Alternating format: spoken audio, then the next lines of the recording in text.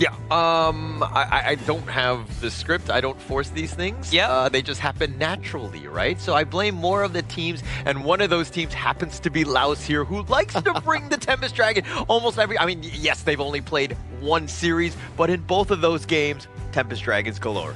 Yeah, Tempest Dragon galores, and every single one of them has been absolute bangers. We had the longest game coming in from Laos yesterday, timed at 26 minutes 19 seconds here. You know, these things are definitely worth to watch because double Tempest, back-to-back Tempest games, those are the bangers that you will be on your knees for. And right now, if you're wondering when is the new hero coming to Honor of Kings official server, you need to check out June 17th. 4 new heroes, 3 from AOV will come over to the side of Honor of Kings with Davara, the new hero, and 3 of the Lorien, Annette, and Florentino will be joining us just 2 more days. So log into your game and make sure you play it out. I'm excited for Florentino, especially.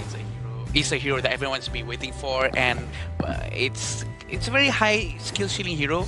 Everyone knows that we really need to train that hero very, very well. But going into the game today, we're gonna go with India and Laos. It's gonna be very interesting, probably one of the closest match that we have today, so it's gonna be very interesting. Yeah, so for me, it's kind of like, how does India respond? Right? Yeah. You saw that Laos had a lot of momentum. I mean, this last series of the day yesterday, and that took a lot of energy to play 2 back-to-back games where, you know, again, Tempest Dragons galore. But this is the moment where you're like, okay, India, now, how do they respond? Because this is must win. They lose this one, they're pretty much essentially out of the Asia Games. Yeah, you can't really start the group with a 0-3 record. If you're India, you want to be at least be able to recover some wins in your specific group itself, 1-2, and so you still save that chance going into the last chance stage. At the very least, you still have a shot going into the main event. But if you lose this as India, I have bad news for you, buddy. Yeah. This is gonna be the most important day. Day 4 is when everything starts to get a little bit more saturated. And the fact that we can see some of the teams will be confirmed sort of not to be able to go to the main event, and I'm pretty sure they're gonna be going all out to try their best to be able to represent their region as best as they can. This is why today is something that everyone has to be watching. Yeah. That's why eyes are on the stage right now as we introduce both teams coming into the mastery of the day. We will welcome India and Laos to take the stage with this teaser video. Let's get to it.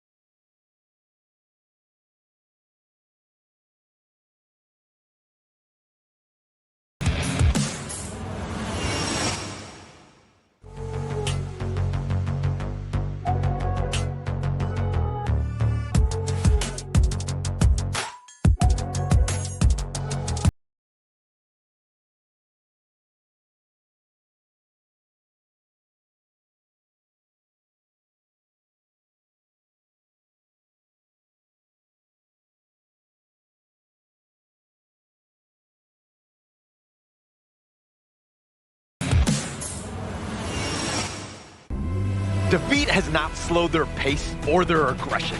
They continue to force fights and push every opponent to the limit.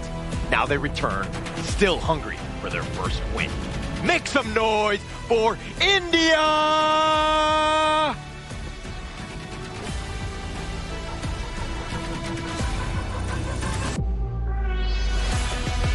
They made their statement and they are not done yet. Their composure under pressure has created unforgettable comebacks. Now they return, ready to fight for another victory, entering the arena, Laos! Laos, a team specialized in long games, and India hungry for their first win. This match 3 coming into day 4 will definitely be an eye candy for whoever is currently watching right now on this current platform. And I gotta say, this is an exciting one because India needs that first win. Yeah, definitely need their first win, get themselves on the board, but it's going to be represented by the Revenant X-Spark group. India here, Ashish, Ainul, Harsh, Ayush, as well as Akshaj. This is a team that we've seen glimpses. There are definitely moments where you're like, this is why they're the best team in India. Yeah. But to bring it onto the stage here, they need to strike, and they need to strike hard going up against this Laos team. And we all remember the fact that Akshaj actually played very well. He consistently go to the front, opening up vision for his entire team. I'm pretty sure that they can continue doing something the same for right now and be able to actually pull off something good. I think the strategic advantage coming in from India is the mechanical prowess coming in from Ainul and how the team plays around him. But my worry is, how can they convert that jungle lead to defeat their opponents coming in as the Laos? And this will be the lineup coming from Laos. We have Kampeng, Vilakone, South Asia, Fokam, and Sahalath. One of the 5 that we all know and love. They play very, very well. They have proven their capabilities in the Gorge. I think the game 2 yesterday in their series just kind of proved just how good this team is, because with the backs on the wall, Falcom had to make a miracle play, not only with one Fever Barrage, but Salad also throwing out the Celestial Melody, so he had the second Fever Barrage to deal with that minion wave crashing in to keep their crystal up at 1%. Yeah. Is why this team is up 1-0 in this group. If there ever is a highlight of the top 5 plays, that's definitely going to be high up there with the clutch crystal defense coming in from Fulham and Laos. But is that a miracle? Because can you repeat it? If you can repeat it, sure, great. But right now, This is going to be the hard. person, the team, the region that needs a miracle might be India to survive in this group. Yeah, 100% Laos is like, I don't want to repeat it. Let it be a miracle, right? It is not good for them to get this to 1% and to somehow survive where you're able to take over and control that game, which was like looking to be a losing venture for yourself. And again, I think that Laos here, they're going to be happy with just, you know, a stomp if they can. Their poor hearts, man. If we have this heartbeat monitor up on the wrist of the players, I'm pretty sure we'll be able to see a very, very high heartbeat rate because the game yesterday was so good. The fact that they were able to defend so well and try their very best. That's what we wanted to see, right?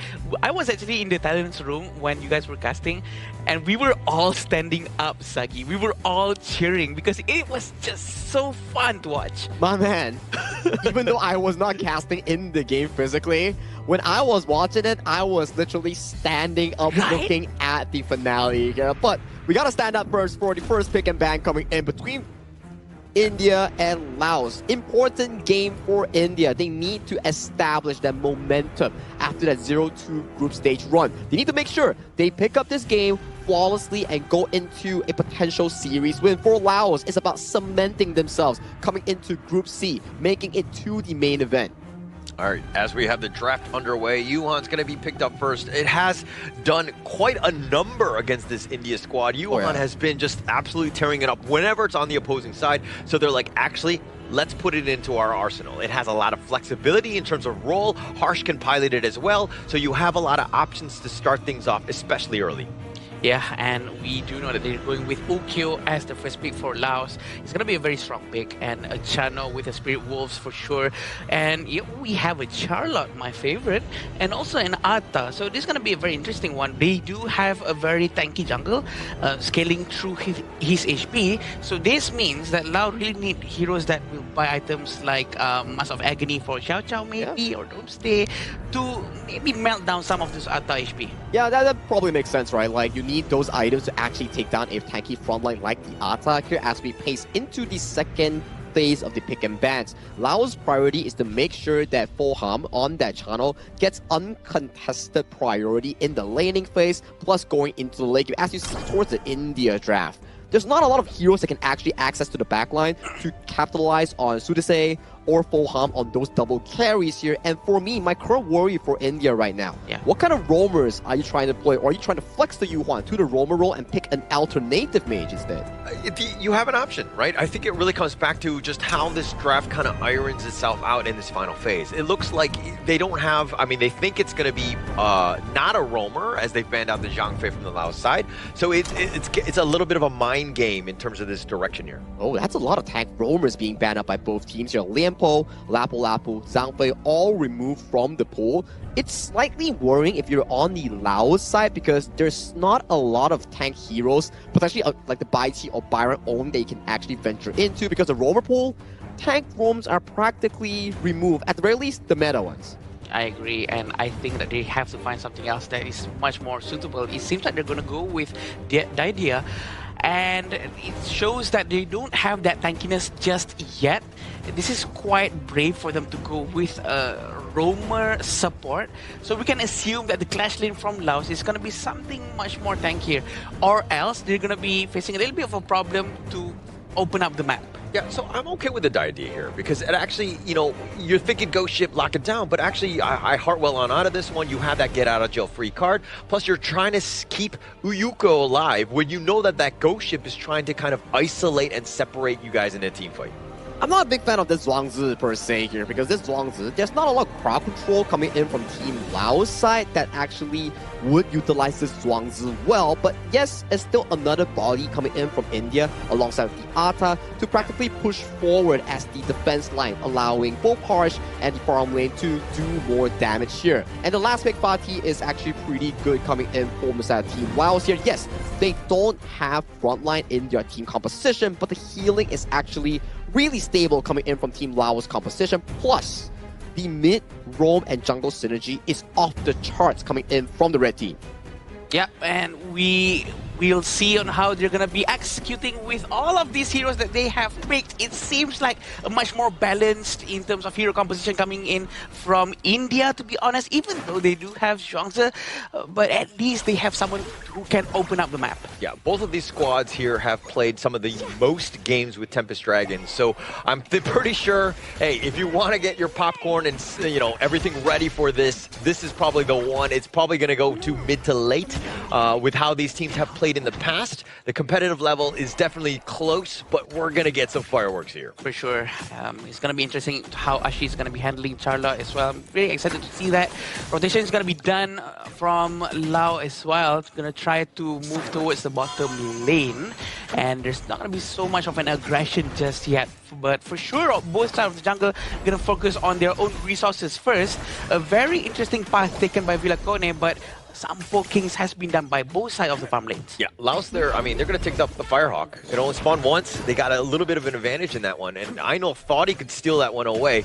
And you're kind of seeing just how Aino likes to kind of flex based on the heroes that are selected for the draft. Sometimes he's the jungler, sometimes he's going to be the farm laner. In this case, he's been playing actually mainly the farm laner in the Asia Games qualifier thus far. Yeah, and Fokam's going to move more to the back and giving a hand to Villacone to start the jungle.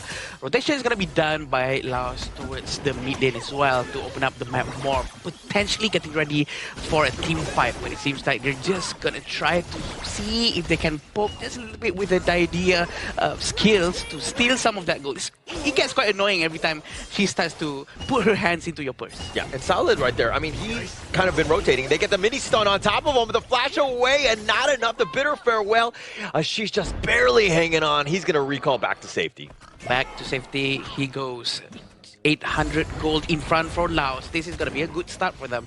The idea, using the teleportation, moving down to the bottom lane. Aino is alone for now, but this gives some freedom for India to do a very good rotation together, hopefully to catch someone somewhere else. Yeah, and if anything, it's a potential gank attempt.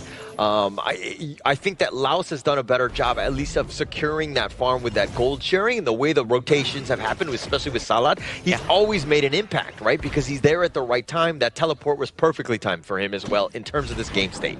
And lo and behold, somehow, suddenly, 1,000 gold in front for Lao. It seems like they're trying to force this one out. Yeah, so does he's actually stuck on that ghost ship. He's trying to run away, but he's going to give up first strike. Harsh gets that one, and the perfect setup, and India strikes first. Oh, they're going to try to catch one. Aino will go down immediately. It's very unfortunate for him. Aksha is actually quite far, and they're going to try to slow it down just a little bit because they're losing one after another. But you know what? It's a good start for India as well because they actually managed to get one just now. Yeah, taking that one away. And I think Aino also, he thought he was a little bit safe, but the control. This is why the Diadea pick, it's that focused control know what you need, and it just like locks him down. So Idol wasn't able to get away, and you know Fuckom on this is gonna just kind of Chano, excuse me, is gonna just do some damage. Yep, definitely. The damage coming in from Chano is gonna be huge as well during the mid game. Towards the late game, Ashish might be in a little bit of a danger, having Villacone doing a rotation towards the top lane, but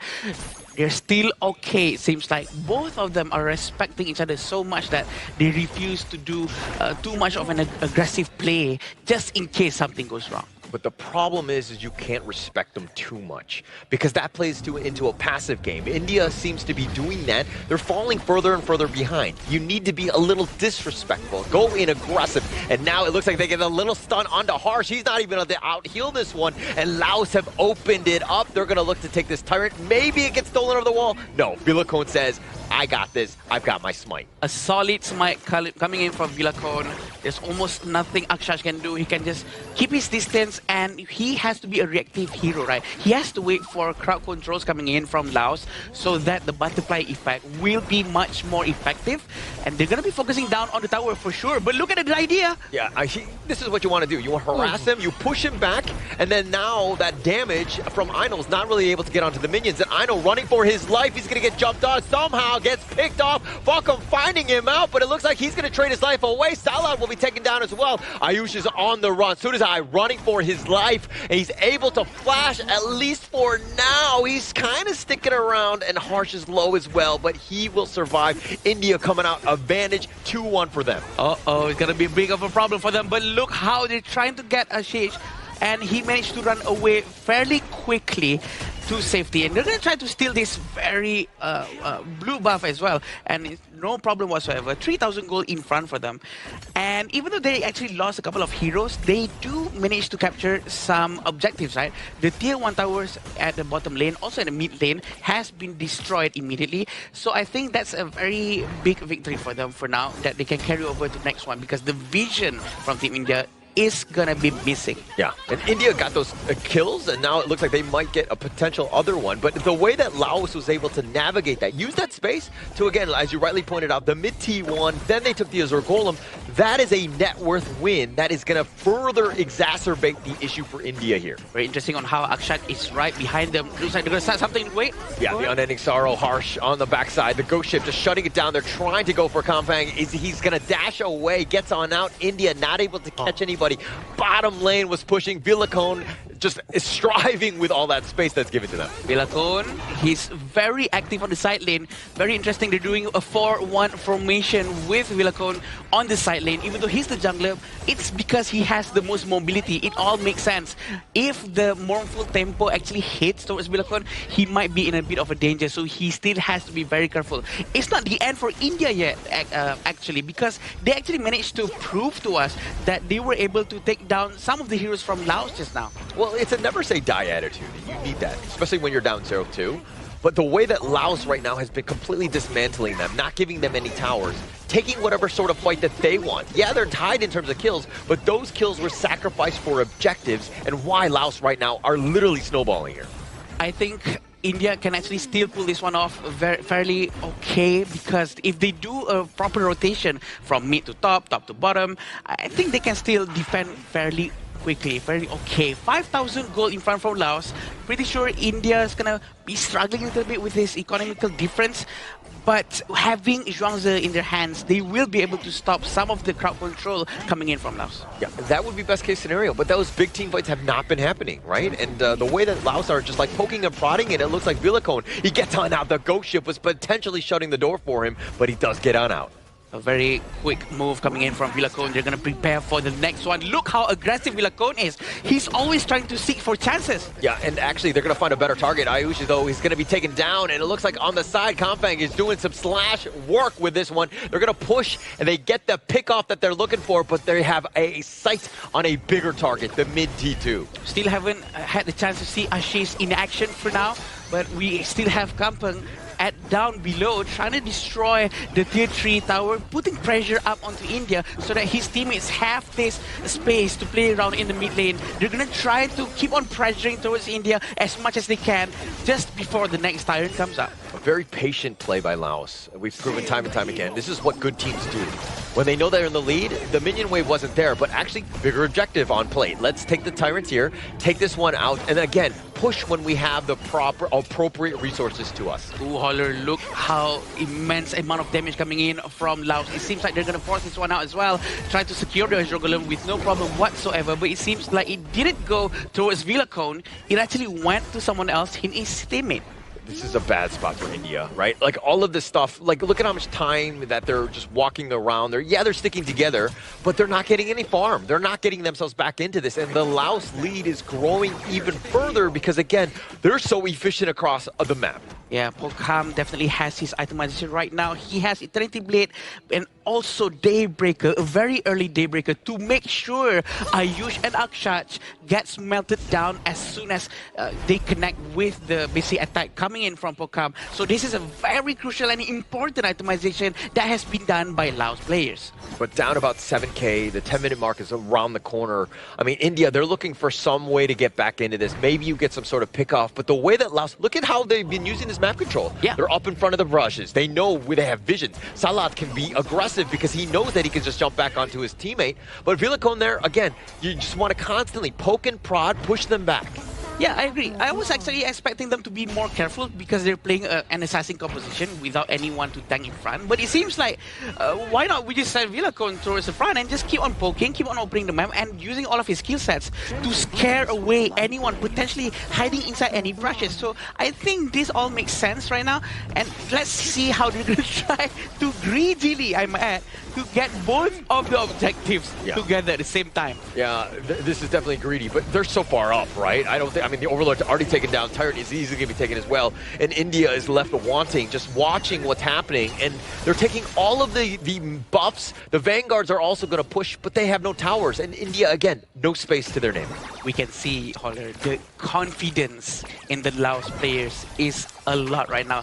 It's at its peak for sure, and they know how to really control the entire map and how committed Sahalath is to consistently stay up front to make sure no one is doing, coming out from their base too much to really punish anyone who's trying to sneak out. Yeah, actually, that's the life of a roamer, right? Sometimes it's, you can be sacrificed if you will, but somebody has to be that guy, and definitely he's got the right tools for it as well, especially with his mobility.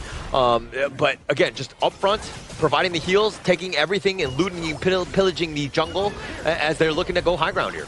Yeah, and we also know that the dragons are here. They might start something new. We can see Villacone is very ready. He's going to try to find that stun, but it did not connect. He did not commit to it because it's a bit too dangerous for him to actually do something. Waiting for the huge Vanguard to arrive. Are they going to do something now or not? Seems like no. Yeah, leader stance is going to be popped. That's going to create a little bit more space. But on the side, they're just chipping away at it. And they do eventually take that bottom T3. They found him, at least the Unending Sorrow, keeping Harsh alive, at least for now. But they got what they wanted. Now they're going to turn their attention to the mid lane. Sudden flash coming in from Sahalath. They know he doesn't have flash anymore. But they do manage to destroy tier 3 towers. 2 of them.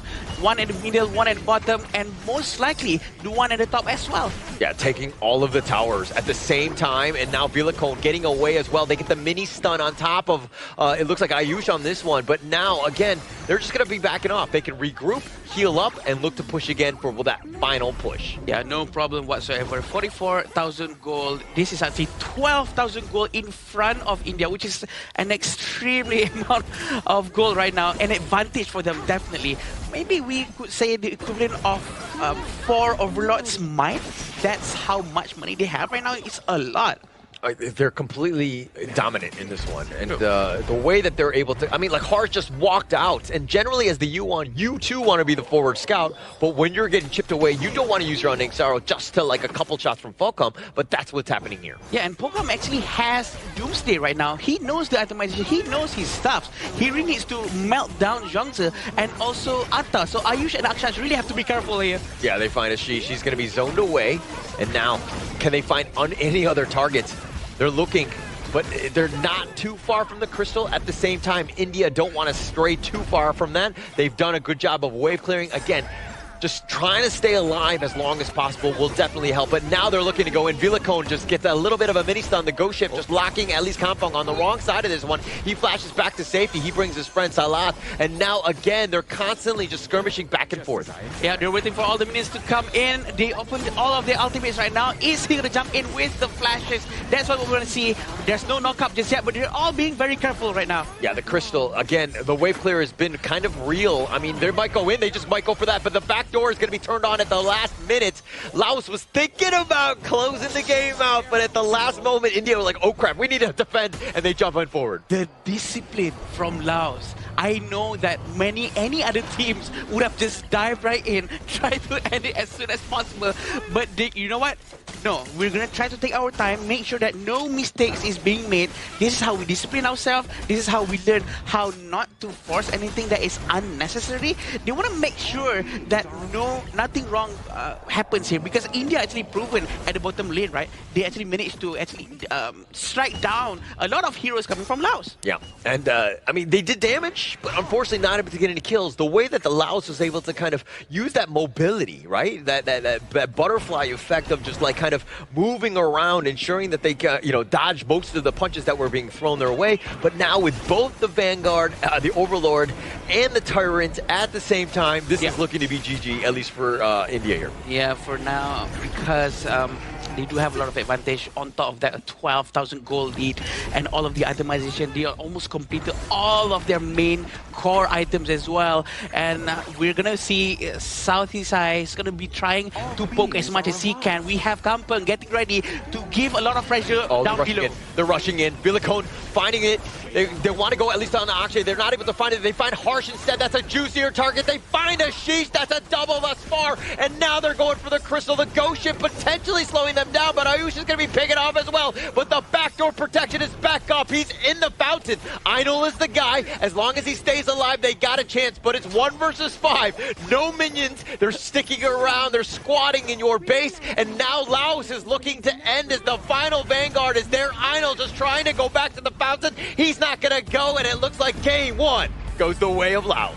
Crystal clear and magnificent macro game here coming in from Laos. Unnecessary fights were not involved at all. It's all about objectives, invasions, taking away gold from the enemy, and that's how they built such a convincing lead. With 3 high ground towers taken away from India, they just made it look easy in this game 1. You gotta respect that, right? The discipline coming in from Laos, the way they hold what they really wanted to do, which is destroy the crystal. They were really disciplined themselves and not force any unforced error, which is so clean. That is something that can be taken as an inspiration by any other team, I think. The patience, right? The ability to just know when to fight, when not to, right? I think that it takes a very strong team, right? You got to trust your brothers, you got to trust your teammates to ensure that you're on the same page, because there are a lot of people that just are impatient, they're bloodthirsty, they want to go in and they want to end, but if you're able to just rein it in, they had no chance for India to come back into this. It comes down to draft and execution, right? We talk about the Ukyu Tachibana, Xiao Qiao, and also the Diadia being a very strong trio in the mid, roam, and jungle. The 3v3 is so consistent, the damage is so great, even under the circumstance that we saw the first strike go over to the side of India. But the underlying effect of having a strong mid trio, it just gives them so much room to go for invasion, so much room to go for offensive plays in the early game. And India knows we need so much more time to actually get a resource, get those items to scale into that mid game. But Laos just didn't give them the chance. They were just pressing on that pedal and they did not stop until the end game.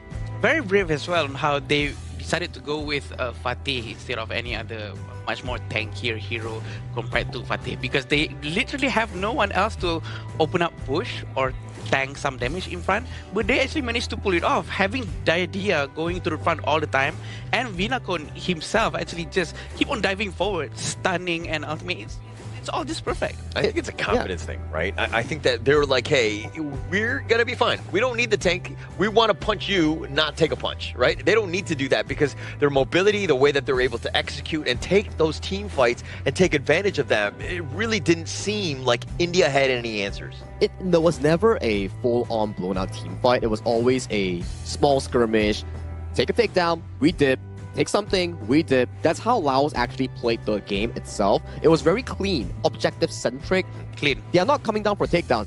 As long as we take something and we get out safely, that's the entire game plan coming in from Laos, slowing down the farming tempo coming in from India. You can see unnecessary fights were not involved at all in this game, as Laos only suffered 3 casualties in the entire game that went down. Even when they took all 3 towers down, they learned from their lesson yesterday when they almost got outplayed and was made a comeback upon by their opponents here. And coming into today, when they were going onto the high ground, the Crystal, when the base is empty, they were very slow. They were like, okay guys, since we can't end here, let's take a retreat, wait for objectives, finish them up, and then we close the game. And looking at the itemization coming in from Pokam, he actually went with Eternity Blade first and then immediately rushing the Daybreaker. This means that he really understood his assignment. He knows he has to try to melt down the Zhuangzi and also the Atta as soon as he can. And he actually moved towards that. Also made possible because of the roamer that he has, Sahalat, who always gives him a lot of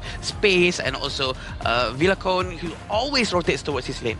I'm kind of looking at this draft though, and I see Akshaj on the Zhuangzi, and for me, I just don't feel like there was enough value. Correct. Right? If you had like a typical Zhuangzi, and I know that they banned many of those types of heroes out, but I just feel like if he had a little bit more of a team fight centric, big alt Lapu Lapu style hero, they would have had a little bit more success. As opposed to, again, you're trying to play a reactive passive game, and that's kind of losing when you're looking at the rest of your roster. It goes back to what we discussed just now during the pre-game draft, right? Like Zhuangzi, there's just not a lot of crowd control coming in from Team Laos that you actually need to draft it up. Yeah. And they sort of step on their own feet when they ban away the Lian Po, Lapu Lapu, and then for the count of Team Laos, they also ban away the Zhang Fei. So all 3 tank roams were simultaneously removed from the pool, leaving one of the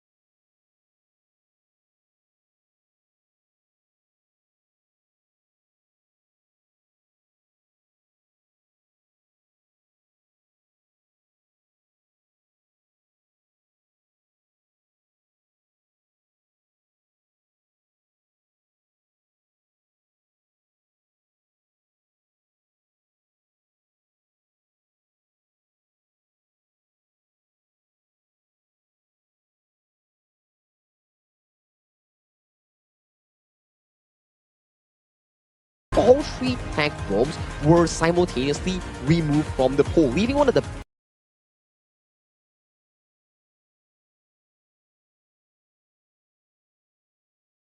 pickoff. Akshaj is down, right? And yes, it's going to be joined because the respawn timers are so quick, but Laos gets something out of it. They stole the pheasant, and now they got a little bit of action. It looks like Salat is on the run. He's going to be targeted, and he too will get destroyed. Akshaj coming back from the grave, gets the revenge tour.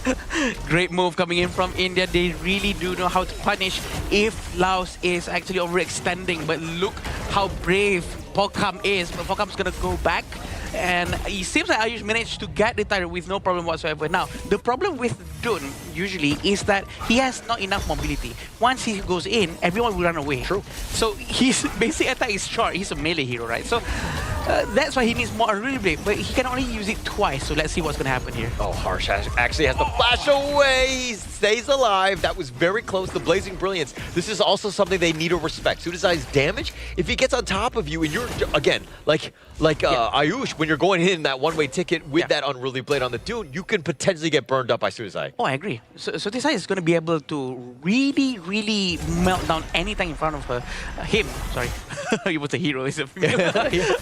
But the shield on Anzila though is very good because it has crowd control immunity access to it.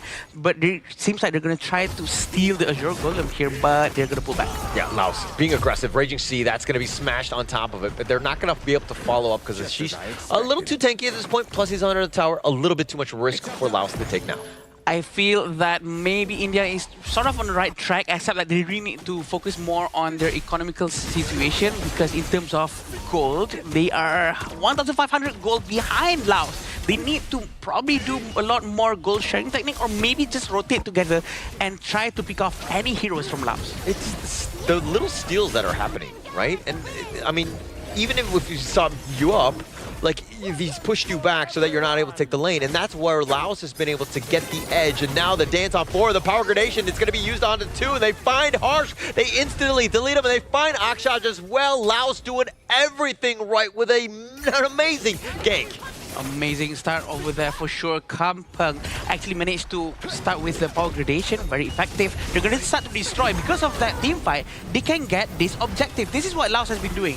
Win one small team fight, they will always start to focus on, okay, where do we go now? Okay, mid tower, now, go now. So I think that's the best thing that any other team can also try to learn from them.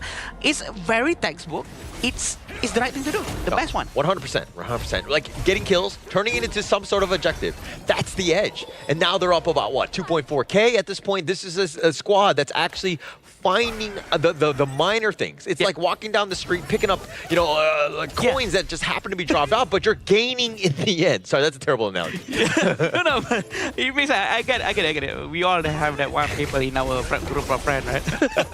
Oh, look at this. I'm going to pick this guy. It is. Oh, really?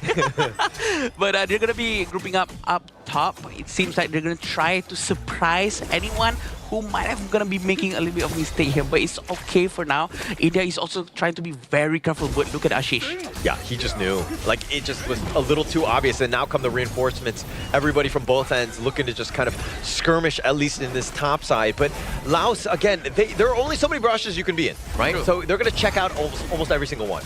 Sure, a very safe move, definitely. But it seems like Blazing Brilliance is going to be used. Ayush, you're going to go down. The very right move coming in from Lao. Blazing Brilliance, the right timing. That's what you were talking about. You said about Unruly Blade going in, and then he's going to get melted. And that's exactly what happened. Yeah, he wasn't able to get on. I mean, the Chaos Cinder, and then you have just enough stuns with that Blazing Brilliance to just burn him down. He hasn't had his moment because of the fact that the Laos just penalizing it. Now the flash away, Harsh. Oh, he's just trying to run for the hills. He's not able to do so. Vilacone taking him down. Vilacone is super confident with Ukyo once more. We know how well he plays this hero. Look at the shots the Wild Hunt is going to be trying to use by Aino. Aino has been shooting non-stop today, and I think it's going to be very painful once he gets all of his itemizations. But as of now, he has Eternity Blade and Shadow Reaper, not yet with the Daybreaker. He really need all of his items. Yeah, Raging Sea completely whiffing on this, but the Blazing Brilliance doing some work. Ayush will just barely stay alive. It literally took a village just to ensure that he didn't get taken down there. But you were talking about Aino, right? Yeah. This show you, he's not going to be great until like the 16-minute mark. The way the game is going, I don't know if we're going to see a 16-minute mark.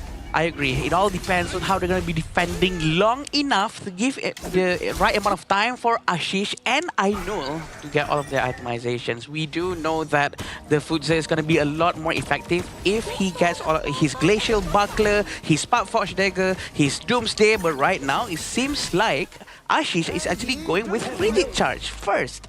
Gonna be a lot more crowd control before he gets his damage in. Okay, interesting. If anything, Ashish, I feel like he needs to be split pushing more. Like if he dies, right? But at least you're creating a little bit of space. Somebody has to react to that movement. Yes. You need to slow this game down. Right now, you're getting pushed. The Raging Sea finding the right little target, and it looks like they're gonna do a little bit of burst, but they're not enough to take him down. And now they're on the defensive side, and now Cao Peng just barely getting out of this one. I agree with you. Actually, this is what they're doing a little bit wrong from Ashish. I think he's playing in the rhythm of Laos.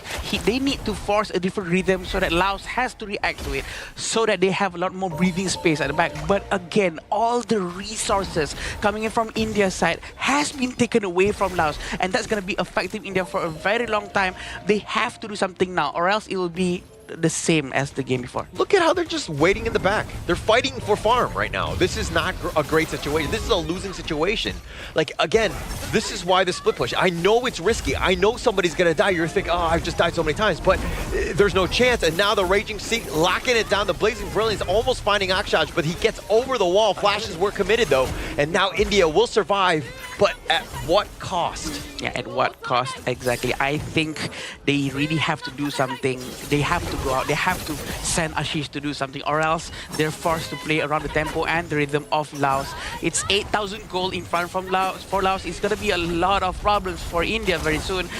And we haven't seen a lot of combo coming in from Ayush and Akshat. Actually, they were trying, but every time they do it, exactly like you said, the Blazing Brilliance punish him non-stop. Yeah, non-stop. And that's why Sudasai is just the way that he's been able to just be on top of you. He's always been in those team fights. When Laos is looking to take something, he's generally there as Johnny on the spot. But if you're looking, again, if Ashish isn't going to do it, Ayush needs to be doing it. Somebody needs to be split pushing. Somebody needs to be creating a little bit of space. Because look, all 5 members, they're sticking together. They're singing, you know, they've got a campfire out. They're singing Kumbaya, but they're not getting any farm. But actually, it's not wrong to do this if they have heroes like Zhang Fei. They have Amber the Outburst to actually turn the game around with 1 skill, or Dharma maybe. But right now they're going with Dolia and Dun, so maybe sticking 5 might not be the best. It all depends on their composition too, right? But look at how Ashish comes back to the mid lane. He's going to try to lock him in. Yeah, he's trying to go in. It looks like it's a little too far. Compact under the tower, but that's a little bit of space created, and you're kind of thinking, was that the right play? Well, they still got the bottom T3 in the end. I agree. We can see on how the Dragon is still there, but he's way up front. He's trying to tank the damage for everyone, but where is his teammate? Yeah, nowhere. I mean, they're going to hide under this tower, but the top T3, they've got the Vanguards, right? So they're able to easily take this one down, and now somehow they need to hold here the last T3 mid. A chip in a chair. How does India come back here? Okay, so I think right now at least Ashish has already proven something that he can actually tank a lot of damage from the side of Laos. So he can actually go to the front. Now it all goes down to whether or not India can actually follow up with any move that Ashish is going to be doing afterwards. We've seen him using Sage Might towards Charlotte perfectly on time inside the tower, really punishing Charlotte down. And Ainu already has Sun Chaser. I think that's quite early, but maybe for safety reasons as well. Yeah, and it looks like, I think for India, you're looking at how to win this game, right?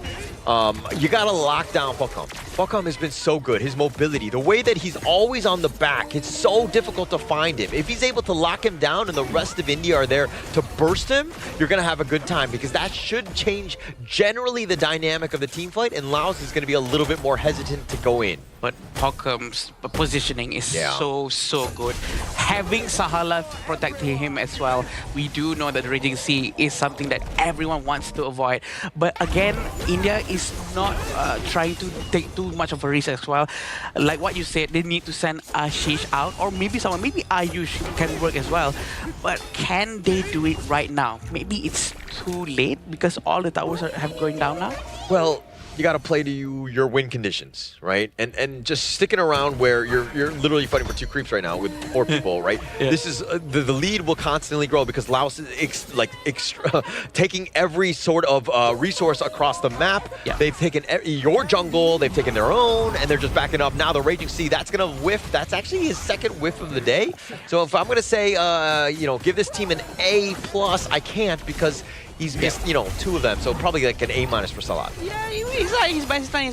India knows the distance that they have to keep. They also tried to steal this. They went all in. Yeah, they went all in, but Ayush is gonna go all out as he gets taken down. Vilicon making him pay. He decides to go, hey, you wanna try to go for this tire? Not gonna happen. Sages might locking down at least Kampeng. He's gonna be locked in, slowing the attempt approach, but they get the Raging Sea, and Ainul is down for the count. They're looking to clean up as Vilicon out heals. It gets harsh on this one, and now Laos, all they need are the minions. Ashish into this mid lane. He's trying to at least deal with the minions, but he's gonna have to dodge some of these members here as he does go for the minions. This is the play, but it looks like Volcom just want to end this game. The soaring signal on, they've got the crystal, and it looks like Laos are gonna take this game and the series. It felt like a repeat of what we saw in game number 1, where everything just slowly slid out of the control coming in from Team India. They wanted to play towards their team composition strength, but they were just not allowed to. Laos, by repeating their success coming in for the Ukutachibana in the early game, they managed to scavenge all the jungle resource, making sure that the lead was ever growing, making sure that, hey, you want to play Futsu, you want to play Shoya, but you just need so much time to farm on those heroes. I agree very, very much because they were playing very passively, very safe, I might add. I think also because the amount of respect that they have is a bit too much, but also because of the composition. But all the heroes are really power hungry, really needs all the golds first before they can actually do something. That's Salat. Salat is ready to go. Mara, get in there, right? The tic-tac dance is underway. We're going to see that one, and every single win usually ends up with a tic-tac dance, and it looks like the Laos squad are actually looking forward to it. I mean, who doesn't want to make a TikTok video with Mara, right? I mean, all the players so far that won the series, they've been eyeing for that chance, And so far, I think Laos has had a pretty good improvement thus far from their previous game yesterday, where they were a bit rushing to end the game, and coming in towards today, the games were very much cleaner compared to yesterday. Yeah. Textbook. Exactly what Holder said. Because they don't want to force anything unnecessary, and I think that makes so much sense.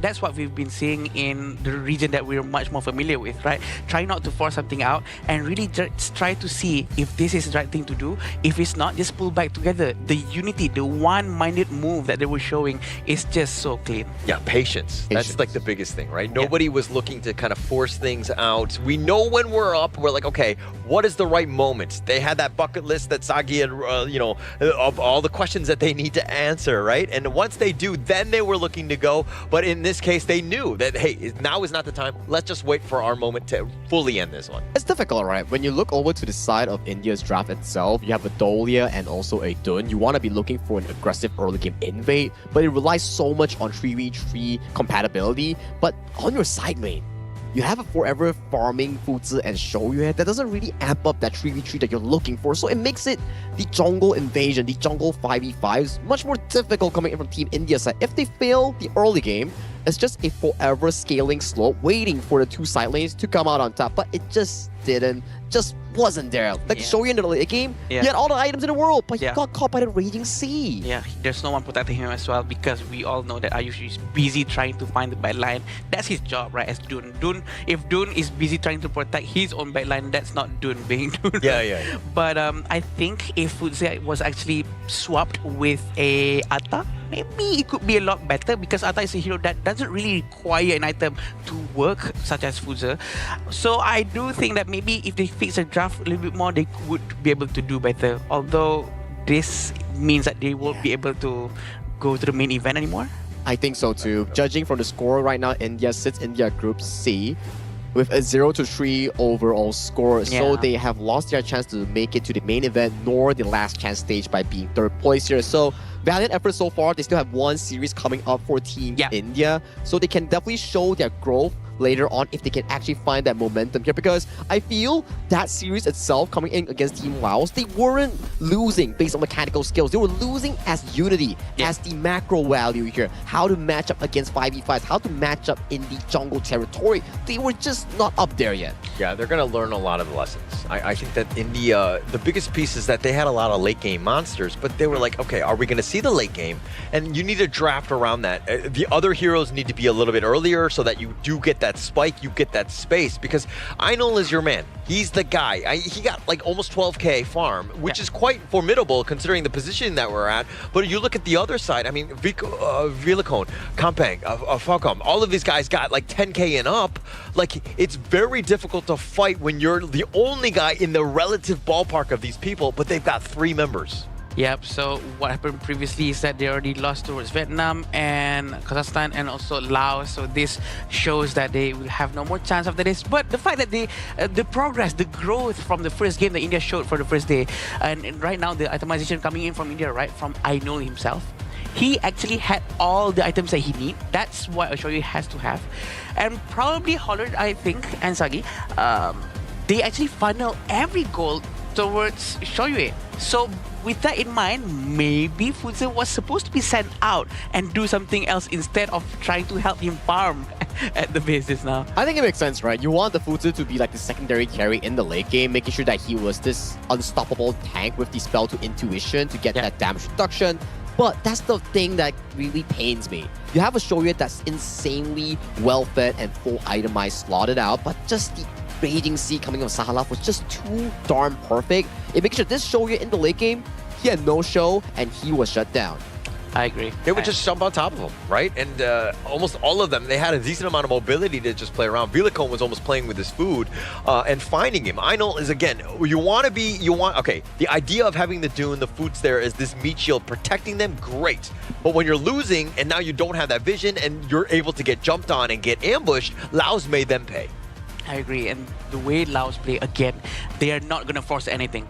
Their style of gameplay sort of made India has no other ways to move around as well because of the textbookness, because they know that Laos is not going to be not going to force dive into the crystal as well. So maybe that contributed towards why India really cannot react to anything and really punish them when they really wanted to punish, except for that one moment where Ashish uses Sage Might towards Charlotte.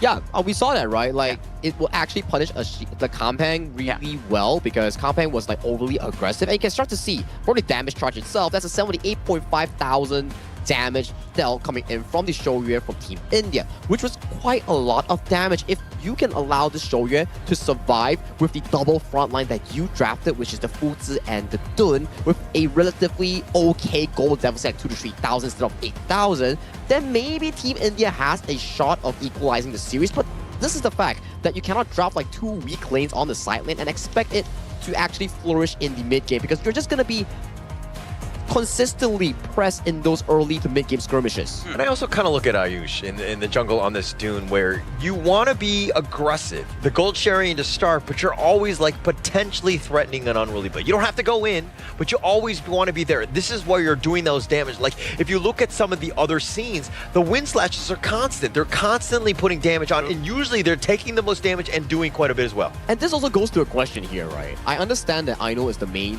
mechanical player in the Team India, but sometimes you wonder, like, okay, when you have a player constantly swapping roles back and forth, is it really beneficial for the team? Because we want a player to be able to focus on one role. And you can see for the farm and jungle, it's always depending, like, okay, if it's a mechanical hero like Hansen or Arlie, we'll pass it over to Ainul. When it's not so mechanical, we will swap back to the original role. So maybe moving on for Team India, it's about focusing on their own role, focusing on the mastery of a certain playstyle.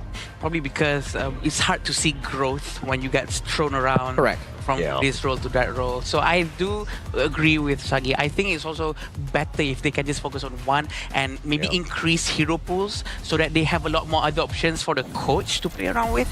I think Yeah, there's a lot of improvements for sure, but again, I just want to put it out there that India's gameplay from the day 1, day 2, all the way to game number 3 have been showing a lot of improvements. The fact that they really know how to punish, they tried their best, but every initiation has been started by Kampung is just so scary. Yeah, it's just so scary, right? The splash gradation flash to find a knockup on towards Harsh, and by this moment already a 3,000 goalie generated. Ayush making that critical mistake caused the goalie to be slipping away from the hands of Team India. It was still okay, but at the minute 11, it's already a 9,000 goalie. Yes, Kampung, we know for a fact that sometimes he goes overboard, but when the goalie is so darn wide open between these two teams, you can start to see like, sure, Idol has all the gold in the world, but when your teammates are all backing off and you get caught by this raging sea, all the 12,000 gold, the highest net worth in the team, gets washed down the drain. Yeah, I mean, why don't they just clone Ino 4 times? Are they stupid? No, I'm just kidding. I mean, they were obviously there's almost so much farm that they can get on the map, right? And I think that if we're going back into this one, I mean, Vilacone is going to be your MVP. The way that he was having that impact, his jump-ins, every single time, it was a very like solid move, but he also stayed alive. I mean, he didn't die a single time. That speaks volumes, of course, about Vilacone here. Yeah, he keeps on poking with all the skill set that he has. That actually, it's very hard to be confident with Ukyo, you know? Yep. The skill set is very straightforward.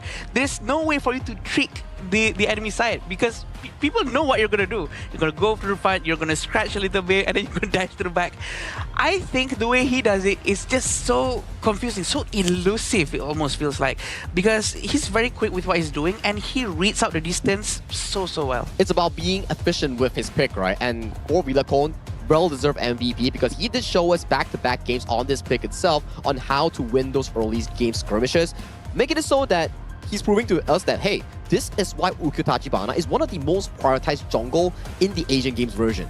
Yeah, and also you got to put some respect on his name, right? I think even when you're talking about like Laos and just in general, Ukyo, definitely somebody you got to be careful about. But you're also looking at the potential play of this team. The way that they're able to kind of dismantle they looked like pedestrian compared to Laos. I mean, India didn't look this bad against some of the other squads. They had their moments, but this is the time where Laos completely shut them down with their play. Yeah, very hard crushing here coming in for side of Team India, knowing for the fact that they tried their absolute best. They want to adapt to the global scene and also the Asian Games qualifiers, but speed is just not really there yet. They need more time to grow to really come up as one of the emerging regions for the HOK esports global scene. Yeah, I agree. And I think that they will be able to progress more and more because this is the first official time that they actually appear up on the stage and play. So that's going to give it a lot of progress, right? They really need to do something with it. But sure, everyone needs to learn slowly. I think that every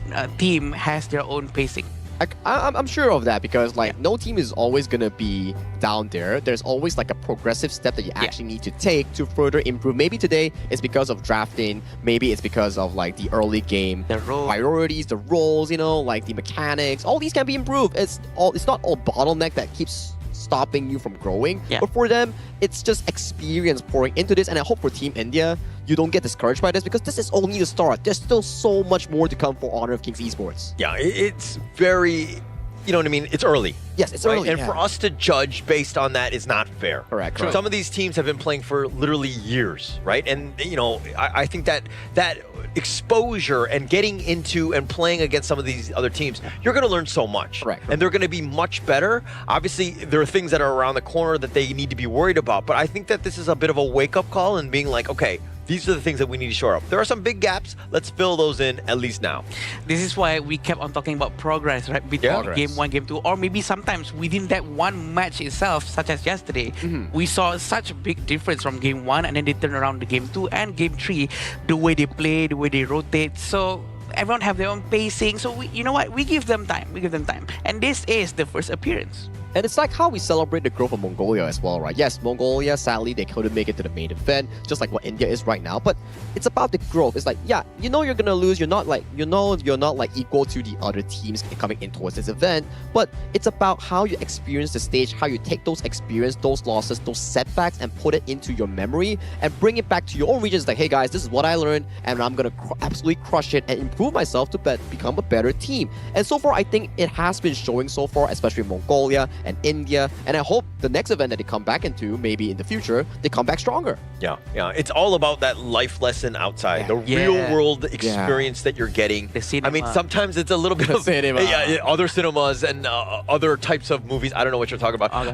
But as we go in, I mean, I think that it's going to really help them because you're going to get exposed to some of the, again, just better teams and those skills and strategies. Wait. I'm hearing from Mara right now. She says the Tuk Tuk dance is ready with the representative coming in from the side of Team Laos here. So if you do, Mara, we are pretty excited for your interview coming in with the Team Laos representative. So Mara, if you may. Another domination from Team Laos. Congratulations, Sahalat. Thank you. Earlier, you mentioned that you were really happy with your game number 1. And if you take a look at your composition, you had a lot of damage threats across the board. And that allowed your team to go on early and often. And so how well was the composition, in your opinion, from the expectation versus the results? ตั้งแต่ต้นเกมนะทีมพวกโตแล้วก็พวกโตนะเริ่มตีกับเจ้าไว้ก่อนแล้วก็มีสิทธิ์ที่ว่าจะจบเกมไว้ก่อนพวกโตเบิ่งจังไดว่าเกมนั้นมันสิจบไว้นะตามแนวคิดแล้วก็ตัวจริงอ่ะมันจบไว้ซำใดตอนแรกแมนพวกเขาก็วางแผนตั้งแต่ต้นเกมแล้วว่าสามารถจบไว้ได้เพราะฮีโร่เขาเล่นต้นเกมค่อนข้างที่จะแบบมี impact สูงและตอนแรกนะว่าสิจบ10 นาทีแต่ว่าเขาเจ้าแบบบ่สู้เลยแบบอยู่แต่ในป้อมแล้วบ่สู้เลยก็เลยแบบว่าจบซะเบิ่งคือจบซะ In the first place the team expected to end earlier than this but however the other team he said they don't fight back and they have to push and then telling the other team so they have to gain early fight and then they want to end it early as possible as they plan. Your plan was to end it as early as possible. Now, we noticed game number 2 during the draft. It seemed like you were so comfortable. In fact, in front of the camera, you were doing a little bit of a dance. So was that through confidence or comfortability? How was the team's mood coming into today's game? ตอนแรกพวกเขาคิดว่าแบบมันก็บ่ได้แบบเบิ่งคือตึงหลายแบบเกมมันชิลหลายก็เลยว่าผ่อนคลายแล้วก็พวกเขาก็ค่อนข้างที่จะมั่นใจว่าประสบการณ์พวกเขาหลายกว่าก็เลยแบบเพื่อให้แบบว่าเกมมันบ่ตึงเครียดหลายแล้วก็เป็นไปตามแผนที่วางไว้ตั้งแต่เริ่มต้นเลย The team has practiced a lot, so they are very well confident with this game as they has practiced throughout the day and like months earlier, so they are really chill out for this game. You caught a lot of people's attention with that dance. You want to show us a little bit of that? Okay. เราเบิ่งได้บ่ Let's just see a little bit of that. Go ahead.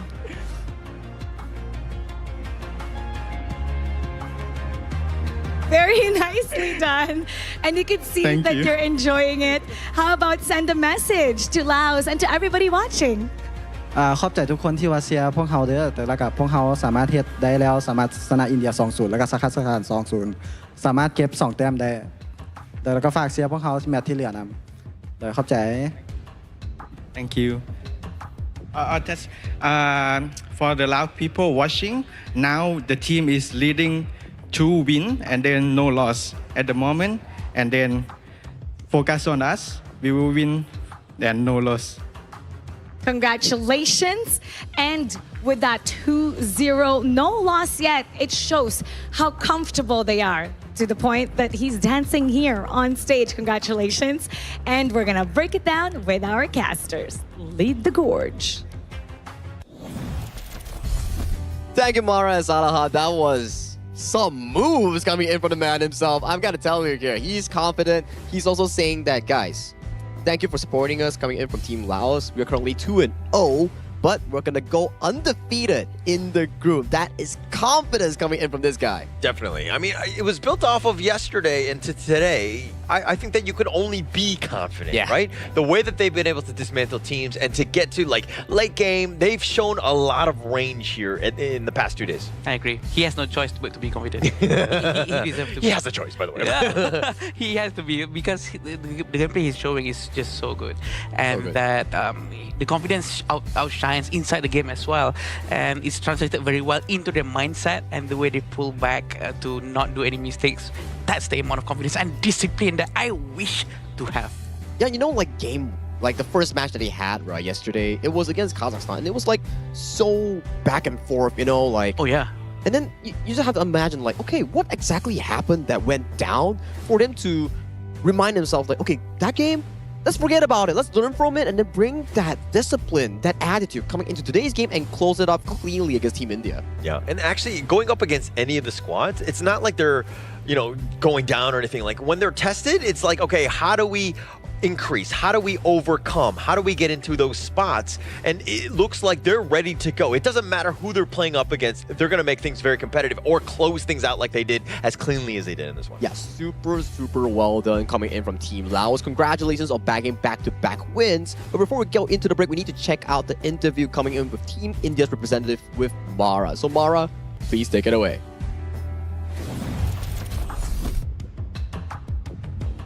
From Team India, we're here with mid laner Harsh. We were surprised with game number 2. What we noticed was that there was a switch in roles between the jungler and the farm laner. What was the rationality behind that, and why take that risk? I think throughout the tournament, we were playing it quite safe and conservative. So at the same time, we know that our farm laner, he kind of plays tanky junglers well. And we just wanted to try out a beefier comp. So we were just like, let's just try it out. And yeah, we just took the risk. And it didn't pan out well. Like it didn't pan out well, but oh well. Some plans don't go as expected. Yeah. But oftentimes you do need to take that risk to see what else that could happen. But tomorrow, you're going to be coming back here against Saudi Arabia. How do you plan to bounce back?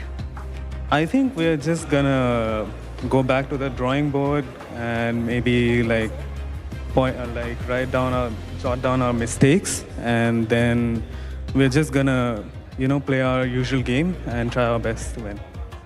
And we want to see more of India. Yeah. India's watching right now. What would you like to say to everybody? Invite them to support you for tomorrow. Yeah. So just come and support us. We need your support, and we're gonna do better, and we are gonna come out stronger than today. So yeah. Harsh, thank you so much. Thank you. And good luck on your match Thank tomorrow. you. Thank you.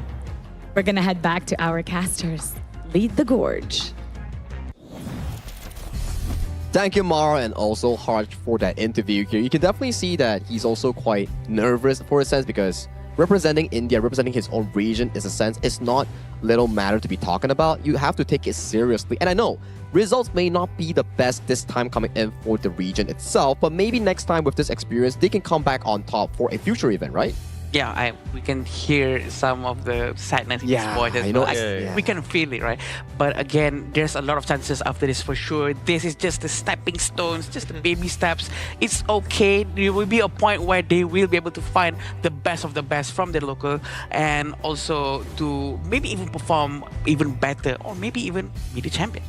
You saw sadness, I saw relief, right? Ooh. Because if they won, they would have had to done a TikTok dance with Mara, and they don't need to do that anymore. So I think in the end, I think that they're gonna be like, okay, yeah, we lost this one, but at least we don't have to dance. We're fine.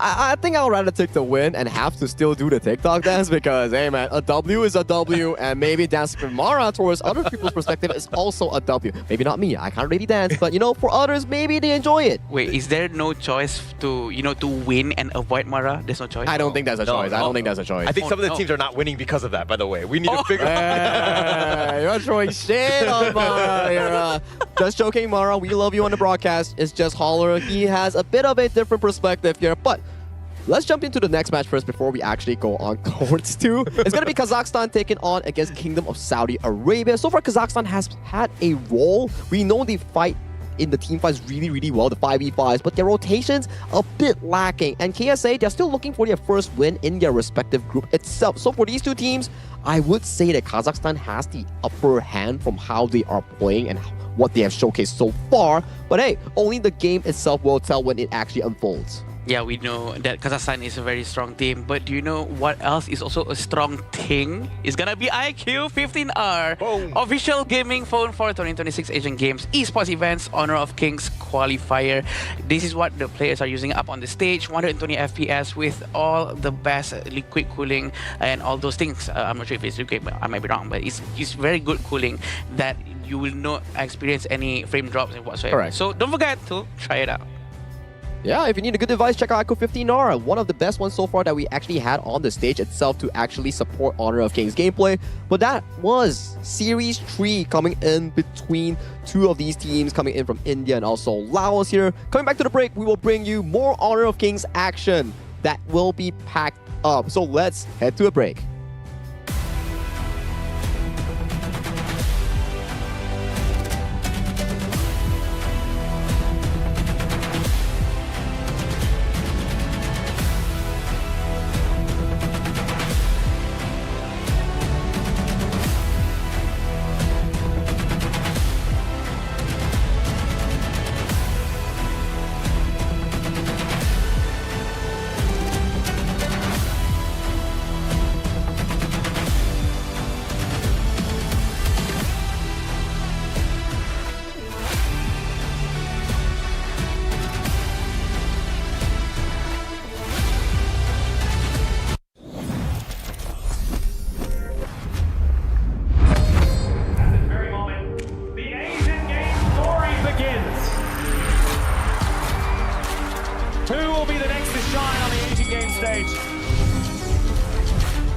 Contestants fight for the honor of their regions while we cheer them on from the stands. While we cheer them on from the stands.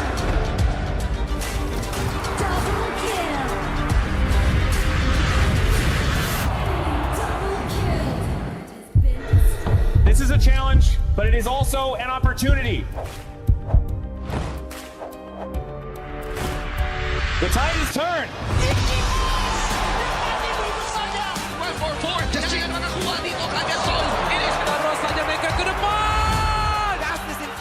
They're going to use it. Golden Tide slows down Tatsumi. Goal! Victory! And we pulled it off together. We share the same voice, the same radiance. This moment of brilliance belongs to all of us. Together, we shine.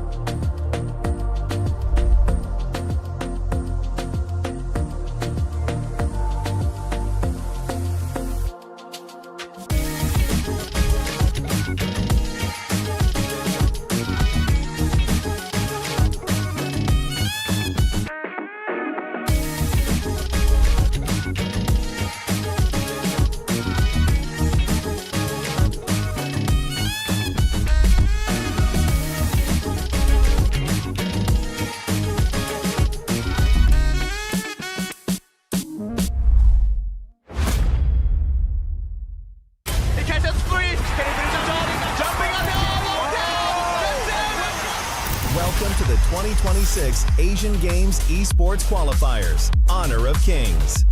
20 regions, one stage, and only the strongest 9 teams will earn the right to shine above the rest. Taking place in Malaysia, June 13th to 21st, 2026. Coming to Malaysia, this is the battleground where teams fight for the right to qualify for the Asian Games. 20 teams enter, but only 9 teams will move on.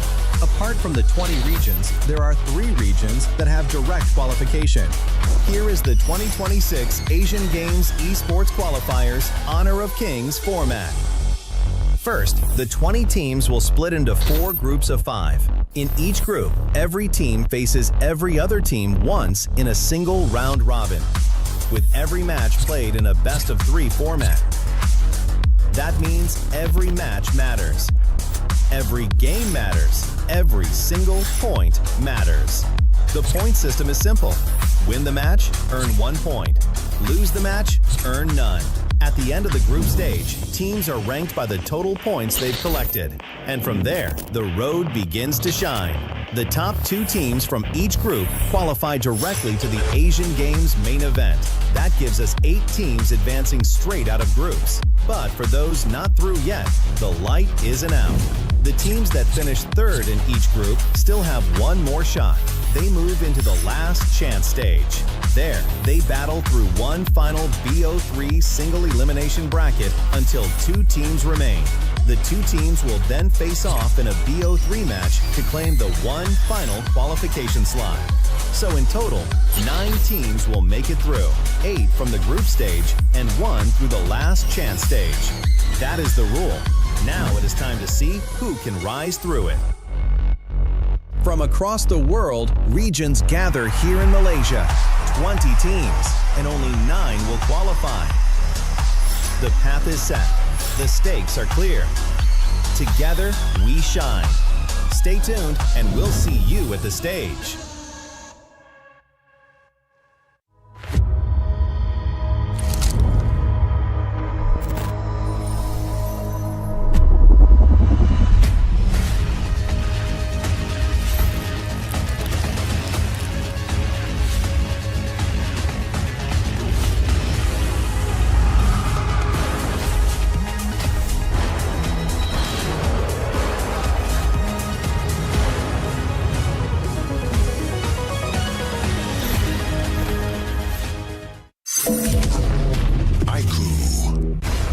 Ultimate not ready yet.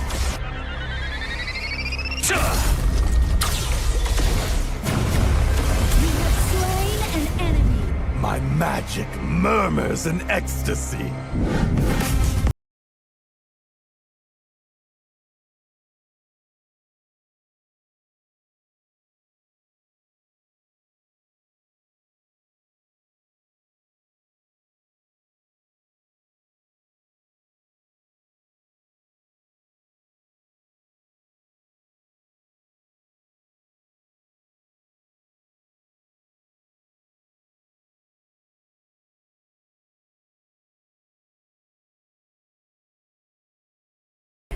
I'll be back for your life soon.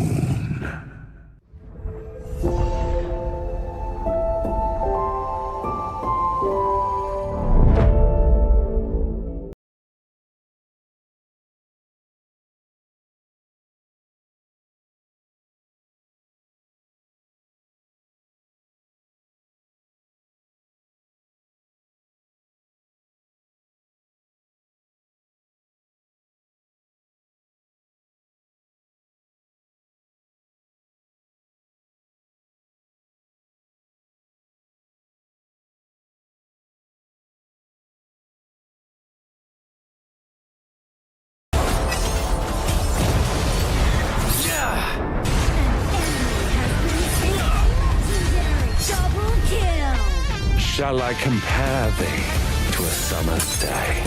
Slain. Don't engage. Slain. Don't crush us like insects. Slain an enemy. Defend our base. Our high ground tower is under attack. Amazing. Unbelievable. Ah, the fragrance of romance. An ally has been slain. Rampage. Double kill. Triple Amazing. Kill. Spectacular. Pentakill. Lady Fortune is on my side.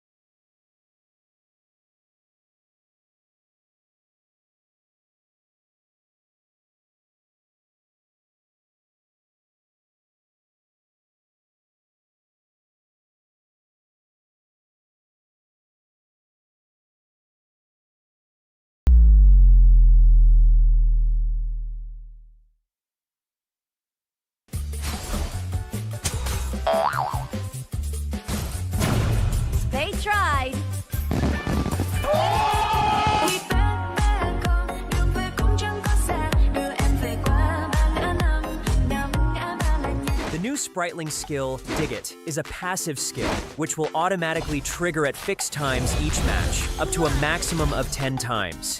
The skill grants guaranteed standard rewards like gold, XP, shield, health recovery, and more. There's also a small chance to uncover mysterious grand prize effects during the match. Dig It may also produce tradable high-value treasures. Detailed information about acquired treasures will be shown after the match ends. Each treasure has its own rarity and storage size, and obtained treasures will be automatically stored in your warehouse. If you want more high-quality treasures, make good use of the Treasure Fusion feature. You can also copy and share your code so friends can help speed things up. Treasures in your warehouse can be sold for event currency, which can be used to redeem skins, items, and other rewards on the event page. You'll even have a chance to win physical prizes like smartphones and cash. You can also spend event currency to bid on high-value rewards. The auction uses a hidden bidding system, where you can submit 2 bids for the same reward. The highest bidder wins, giving you even more ways to obtain rewards.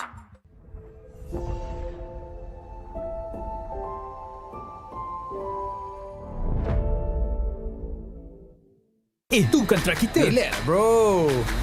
Phone aku! Jom ke bara. Mountain View!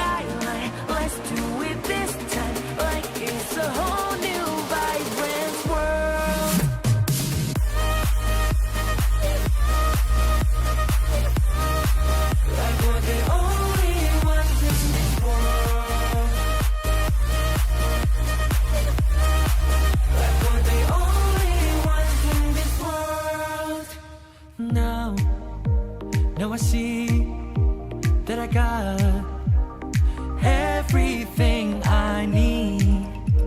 It's alright, I'm on fire, I'm alive, 'cause now I fly so high,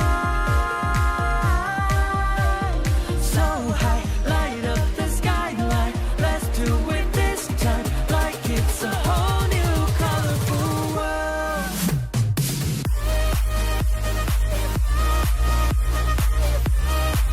Like we're the only ones in this world. Like we're the only ones in this world.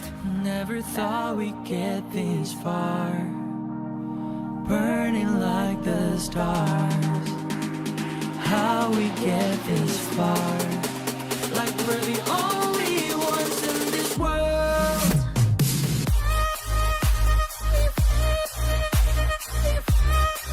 Like we're the only ones in this world. Like we're the only ones in this world.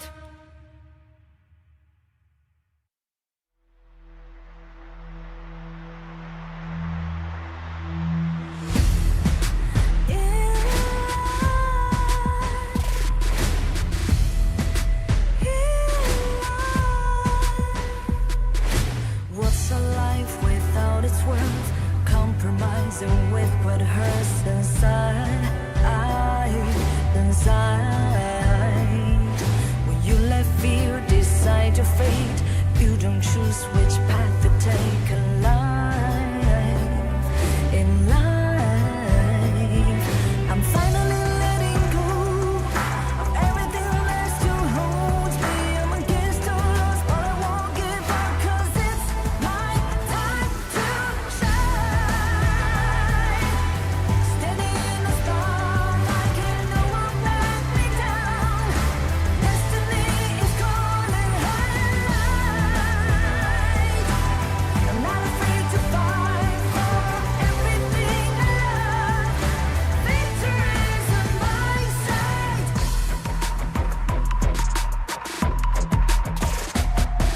The more we lose, the more we gain. The more that nothing stays the same. In time, in time. Can't love ever, can't forget. What you see is what you get. Sometimes.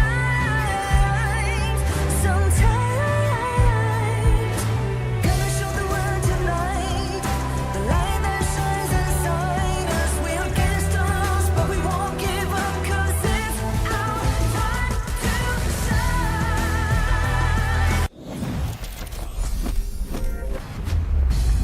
The name's Sagi, and welcome back to the Honor of Kings Asia Games Qualifier 2026. And right now, we are up to the match number 4. Match number 4 will be featuring Kazakhstan going up against Kingdom of Saudi Arabia. And joining me on the broadcast today will be Sir Cloud, welcoming him back to the English broadcast, and his partner, Adam Spartanker. Oh, and my partner. My partner. Yeah. Awu. Sir, oh, that's a good dap up. That's a good dap up. Yeah, there you go. Yeah, that shows that how long we have known each other. Yeah. Oh, okay. Okay. Oh, come on. Very nice, very nice. Okay. Don't blow our cover on cam. Okay. Sorry. But yeah, again, Kazakhstan and Saudi Arabia is going to be very interesting for us to watch. It's a match that we've seen Kazakhstan playing yesterday. Heartbreaking match because they almost actually won that. A lot of teams are actually rooting for them as well yesterday. I think Kazakhstan's playstyle is actually very team fight centric. They seem to be a very young and wild team. Something that is different from Laos, where they're more control and they know how to pace themselves and bring out the best element in their team composition, like we saw just now, back-to-back Ukyu-Tachibana games coming in for Vidacon, and he was just able to push those leads so consistent with his help with his teammates and making sure that it was an easy win coming in from the side of Laos against the side of Team India. And talking about Team India, it's a bit sad hard to say that they have no longer any chance to make it towards the main event, but it's the experience that matters. Yeah, I believe so. Whoever who is here will gain that level of experience, right? And hopefully we'll get to see them again in the future, and potentially maybe represent the country again, or maybe their clubs in the future too. Yeah, I agree. And this is definitely a match for us to watch, but also not to forget what's going to be happening on the 17th of June is the new season. The Grand Venture begins on 17th of June.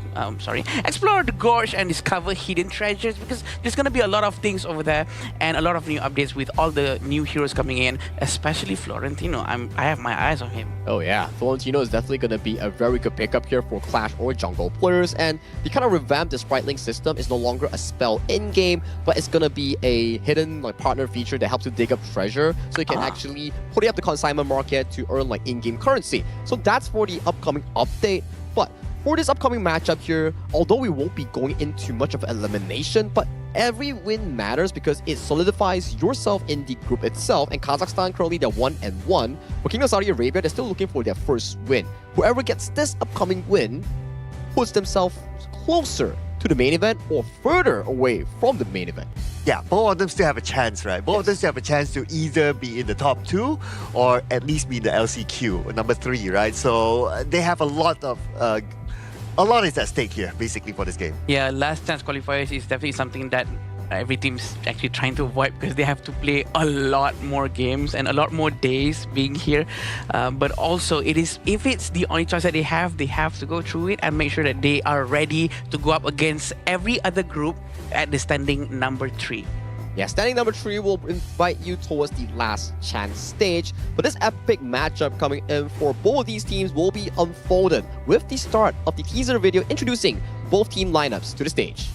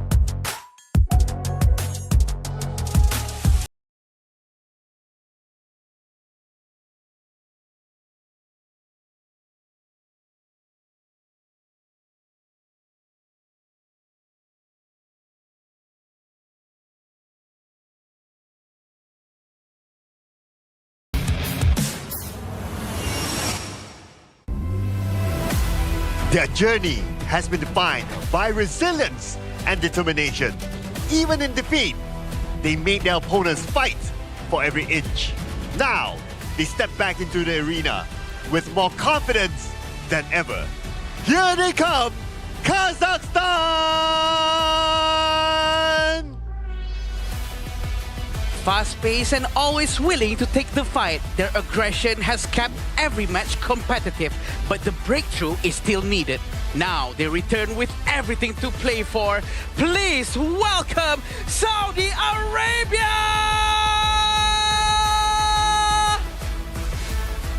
Zero history between two teams, but a full heart to represent their country, their region in the Honor of Kings Asia Games qualifiers here right now. And this upcoming match will decide a lot coming in for their group ventures here. Will they get the throne? Will they get to the top 2 spot to the main event? Or will they be further away from it?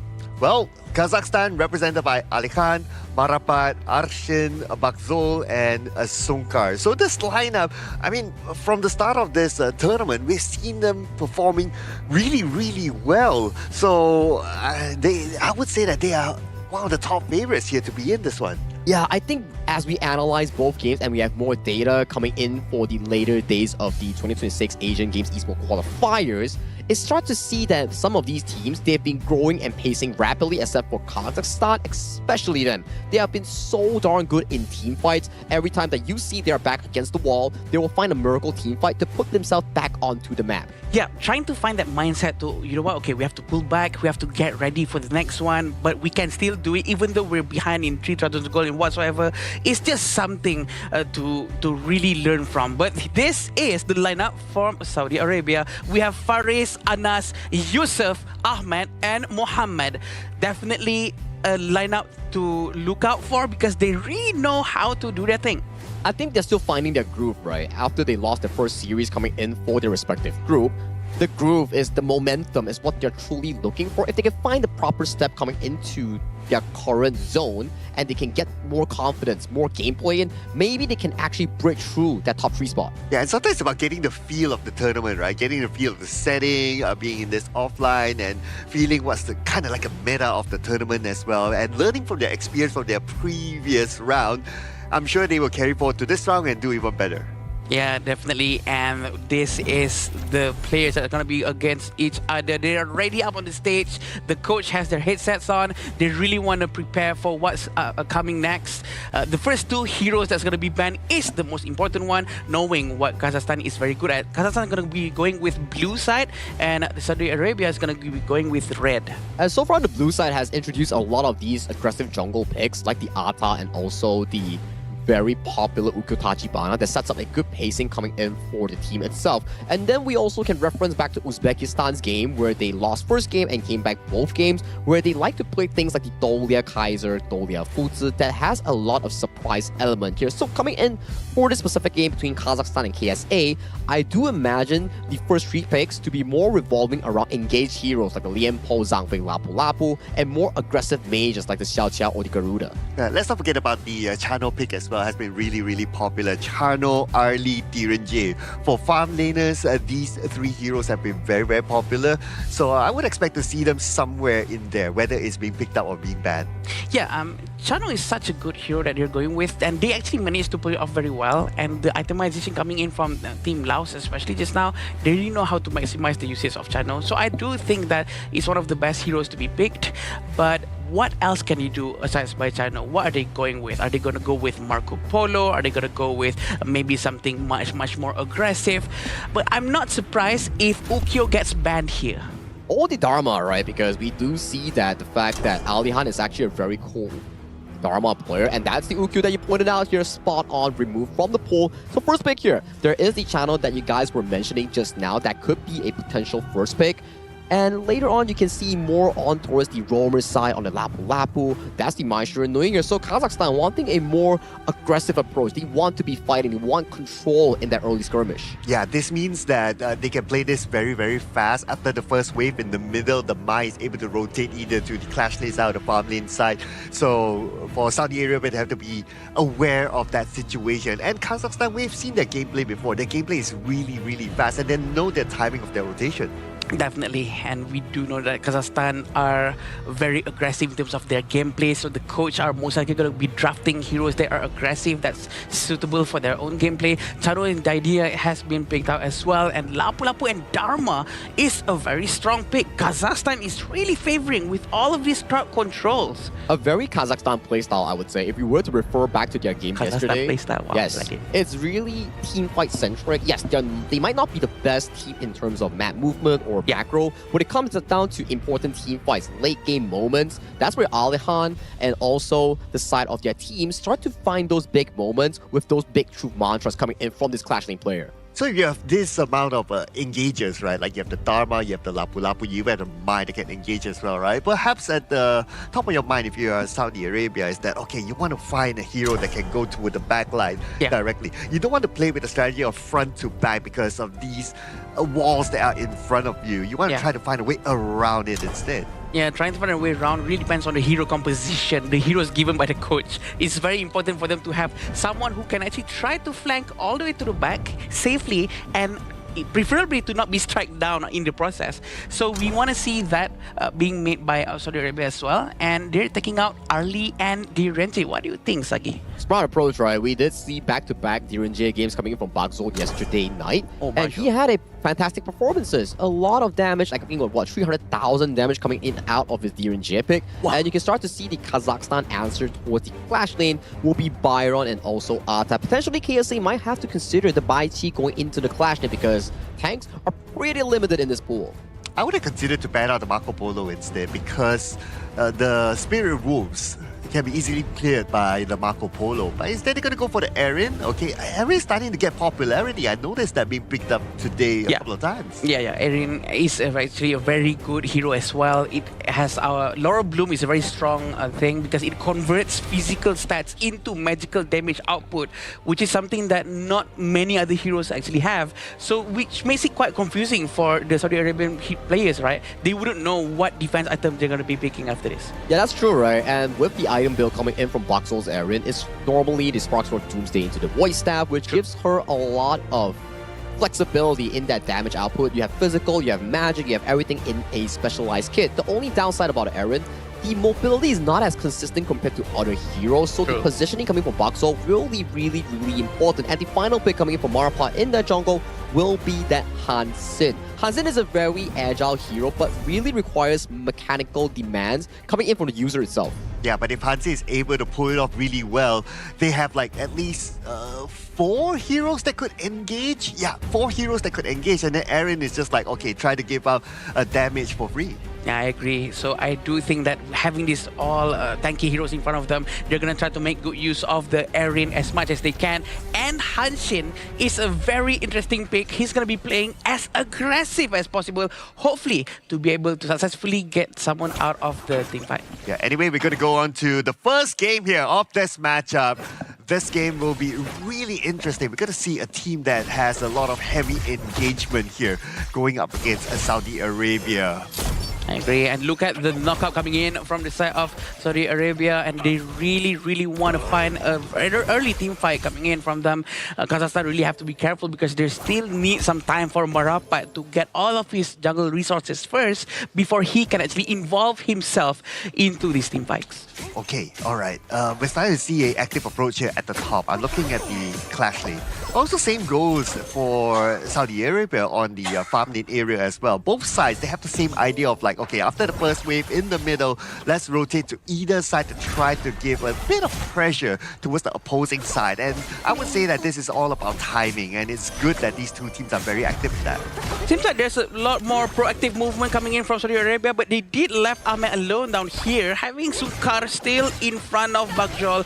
I do feel that he's gonna struggle a little bit more because Sunkar is mighty aggressive. We've seen their gameplays yesterday. We know what they can do, and we know Sunkar is not gonna go down before Bakjol does anything. He's gonna give a lot of space for his farm lane to output some damage. Oh, Ashin? Oh, first strike? Oh, at the top? Top lane. Oh, it was a 2v1? Oh no.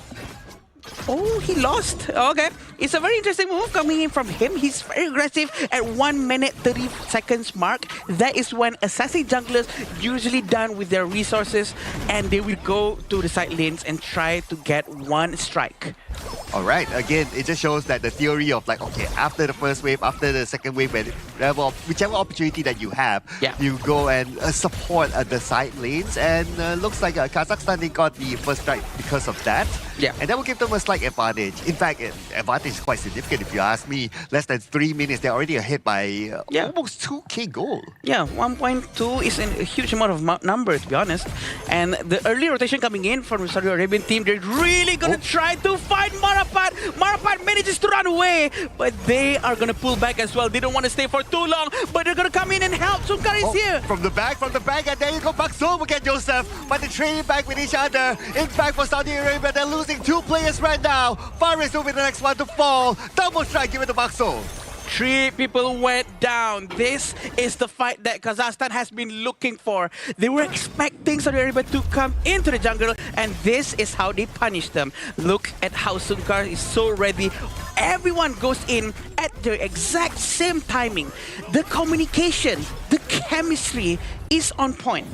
Yeah, and I would say Adi Khan as well, right? He came at the right time. But anyway, it's not done yet though. Now the blue buff is in trouble, but Arshay managed to get away to safety for now. They try to go for it, and he's safe.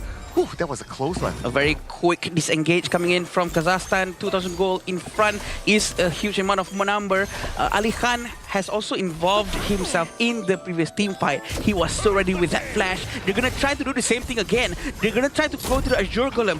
They're not done yet. They're not giving up, even though it went horribly wrong just now. Well, they're still pushing it at the top, right? But look at this. At the top, speaking about that, Bakso will get another strike and make it a double strike. In fact, Bakso, how many strikes does he have at this moment? He already got like 4. 4 out of all 6 strikes. That is a huge amount of number. He's going to be really funneling all that gold towards him. But look at this. He's not giving up. He's going to go in. Both of them use their ultimates. They dive into the tower. Kazakhstan. Anas. They try to get Anas, but Anas with the unyielding mind. Unyielding mind. Saves him from certain. Anas. Oh, finally they took down Anas, and that came from Marapat. But the fight's not over yet in the middle. Now, Kazakhstan, they need to disengage, but no, they say Alikan shows up from the side with the mantra, and they will get a hot streak. A very hot streak indeed. A very good try coming in from Kazakhstan. They managed to pull it off very, very well. But Saudi Arabia actually managed to get one as well. So this is going to be a very good fight between the two of them. But we still want to see this aggression coming in from Saudi Arabia, right? Because they keep on being aggressive early on, and we don't want them to be demoralized, even though they did it twice. That's what we saw just now. And Saudi Arabia keep on doing the same thing. Let's try to steal this buff now. Let's try to steal that now. Maybe something might stick. But looks like they're going to stick to the bottom where Ahmad is at, and Ahmad take it out just like that. I mean, when you have like 3 or 4 from Kazakhstan heading towards the bottom and you're a channel, you can hardly escape. Yusuf just came by. She's going to try to get from Marapat. Marapat's going to dive in for sure. Rampage has been given to Marapat. All right. Oh, that's a lot of strikes here. Less than 6 minutes, you already have 11 strikes for Kazakhstan. 11. That is a lot. A lot, definitely. They're going to try to focus down on the tier 1 tower in the top lane with 4,000 gold difference. Almost 5,000 right now. Kazakhstan is definitely feeling a lot more comfortable with Bashol having 5,000 gold difference in front. That's going to be really helpful for the entire team because Bashol has been using Eren very well. Oh, by the side, looks like Anas is trying to tank this one out. Can he actually survive this one? Looks like he will, together with the help of his teammates. And because of that, Kazakhstan will disengage from the side. Ali Khan shows up. He should be able to finish this one. And he will get another strike for himself. His teammates will follow up. Sunka gets Mohammad. And now time for Kazakhstan to disengage. Look at how quick Arshin actually managed to dive in to give a supporting help towards Ali Khan. That is what teamwork is about. And Kazakhstan is on a roll. They know what they're doing. They are aware that, okay, guys, Ali Khan is hiding in the brush behind them. Let's give him a bit of time. Maybe he's going to catch someone. And he was trying to take Anas down. But again, because he's a bit tanky, it's going to take a bit of a time. Also, buying them time to force him to stay there until Arshin comes and arrive with that help. Yeah, I love the communications, right?